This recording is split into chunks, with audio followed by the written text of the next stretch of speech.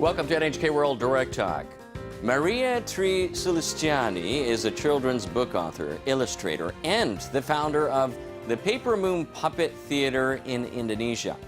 Her team has toured the world staging works featuring historical taboos, love, and loss. They have transformed the image of puppetry. Maria talks of how making puppets and telling stories through them can create new space for imagination, communication, and connection. Lots of our audiences say that they never ever went to the theater before. So it's kind of like, again, it's like an opener. Oh, puppetry, it must be only for children. It must be fun. It must be la la la, or it must be cheesy. It must be easy. But it's not. It could be very complicated. It could be very sensitive. It could be very sexual, for example. Or, you know, we can talk about many other themes and issues to many different people.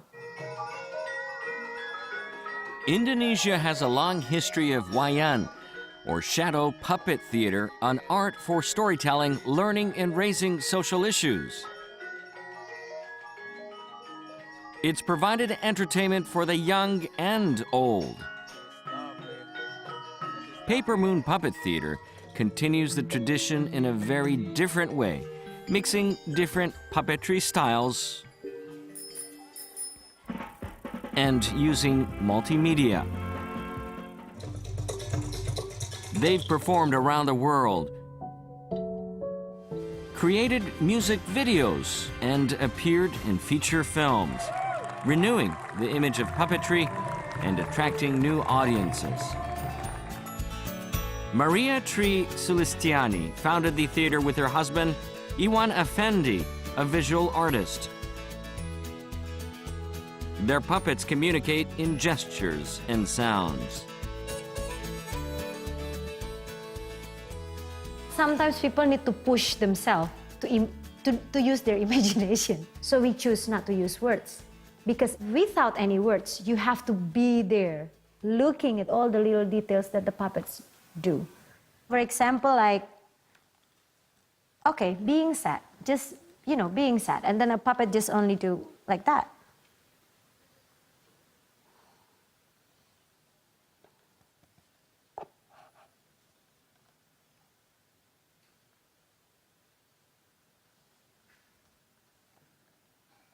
So those silent, those are the abilities of the puppets. Their gesture is their main language for us. They tell stories of love and joy, human tragedies, and perseverance through everyday events in the lives of ordinary people. Picking the stories from the ordinary people feels more down to earth, that the piece that we perform for the audience becomes the story for everyone. I think that allows us to go deeper to their life, and that makes us build more personal relation with them. Because we found that what happened on stage is not only what happened on stage. It's actually also what happened to the audience life. They relate the story directly to their life, because we give them huge space to, what do you call it?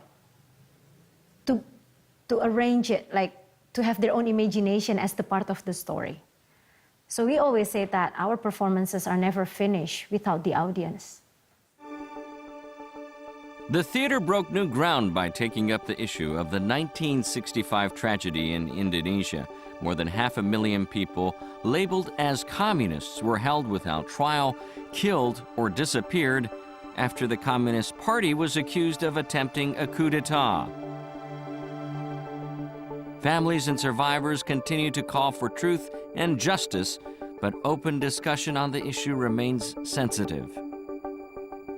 We found that lots of young generation never talk about, and either they don't understand, they never knew that this history ever exists in Indonesia.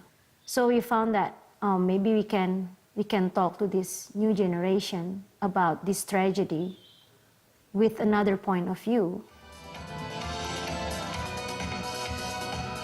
It's the story about the little boy who lost his father and then who lost his brother.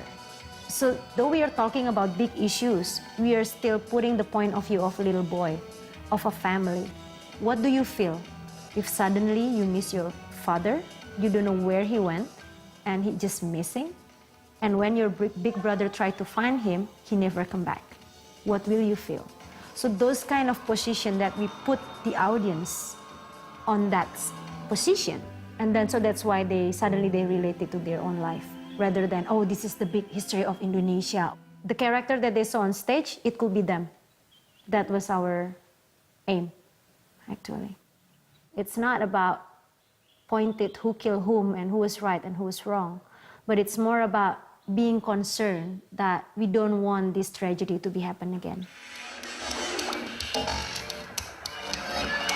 We give the audience a little flashlight to see in the darkness. With these little lights that you have, sometimes you can see something that you never ever see when there's big lights around you. And then if you want to know more, you can dig more if you want. So we did the research about 1965 in Indonesia, but in the same time, we also did the research about the Aboriginal people in Australia, in America, and also another tragedy happened around the world. We choose Muatirika as the title. It's actually a Swahili language, one of the tribes in Africa, and it means victims. We want to make it broader because we are not only to talk about 1965. We are talking about the tragedy, the human tragedy that happens around the world. A conference in 2011 that hosted a Muatirika performance was picketed by protesters denouncing the event as an effort to revive communism. Times have changed since the tragedy of 1965 with the introduction of democratic reforms, but Maria sees a new risk of intolerance spreading through social media. These days, lots of people are just only get together with the people from the same groups. You can choose whatever you want and what you like, and it could be your world. People driven to just only see one thing as the right thing. I think that is a big danger. It makes them not realize that actually there is a big power behind them, riding them, and using them for other results. Because these days, people use religion as the vehicle to gain the success in politics, right? Or racism, or many kind of way of trying to gender, like many kind of vehicles. People who are not imaginative enough will see the world only in one coin. That's my opinion.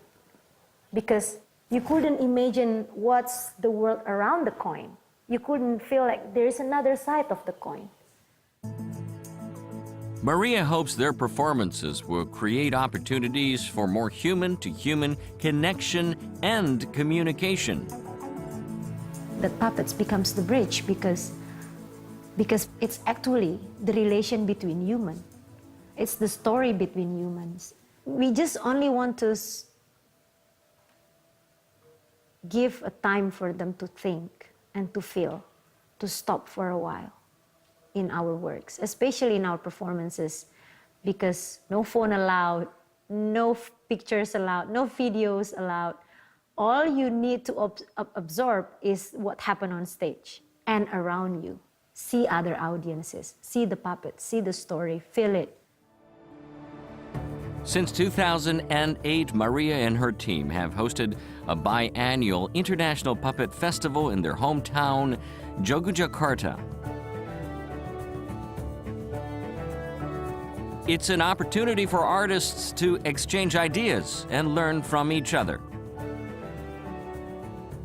It's not the festival that you come, perform, clap, go home. This is a very teeny tiny intimate festival that allows people to meet each other, that's all. So we're not thinking big. We want deeper connection, not bigger. We give them space, we give them time to make performance in our festival as well. So it's about questioning what is puppet theater for you.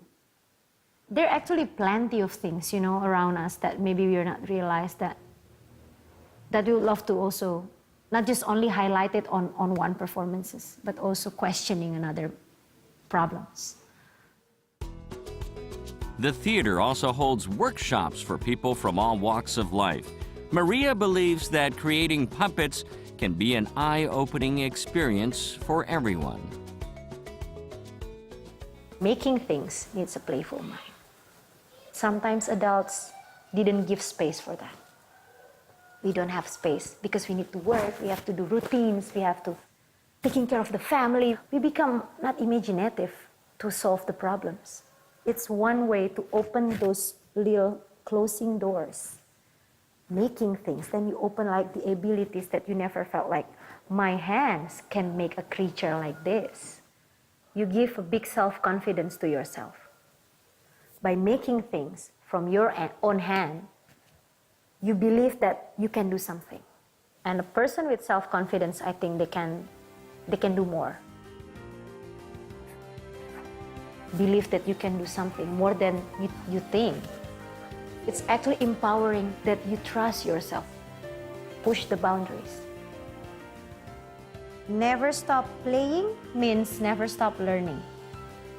As an adult, sometimes we forgot that we need to be playful, to do experiments in life, to try new things, to learn about new things. Doing playful things, we learn a lot.